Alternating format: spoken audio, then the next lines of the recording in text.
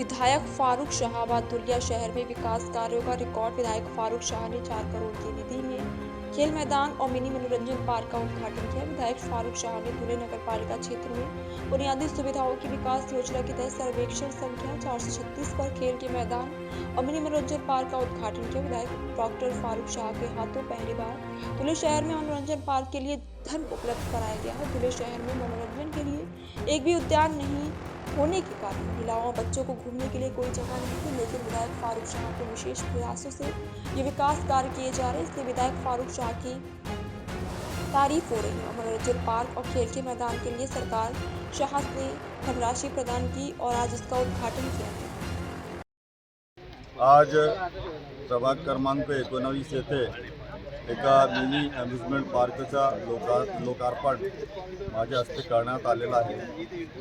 आपण बघितलं असेल की मी निवडून आल्यापासून आज ह्या सणापर्यंत धुळे शहराचा सर्वांगीण विकास कसा व्हावा त्यासाठी काम करत आहे।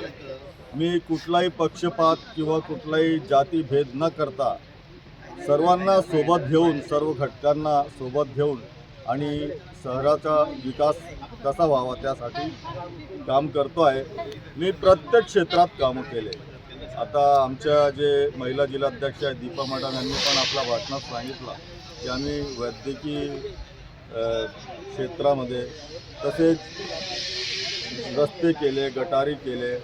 त्याच धर्तीवर आम्ही पूर्ण शहरात 4 ठिकाणी अभ्यासिका बांधले आणि शहरात जास्तीत जास्त इमारती बांधण्याचा विक्रम मी केलेला आहे। आपण बघितलं असेल एक 50 कोटीची एक प्रशासकीय इमारत, तसेच RTO ऑफिस एक 12 कोटी रुपये खर्चून, तसेच राज्य उत्पादन शुल्काची इमारत, एक लेडीज हॉस्टेल आणि त्याचप्रमाणे पूर्ण शहरात जिथे ज्या कामाची गरज होती ते काम करण्याचा मी पूर्णपणे प्रयत्न केलेला आहे आणि यापुढेही करत राहणार।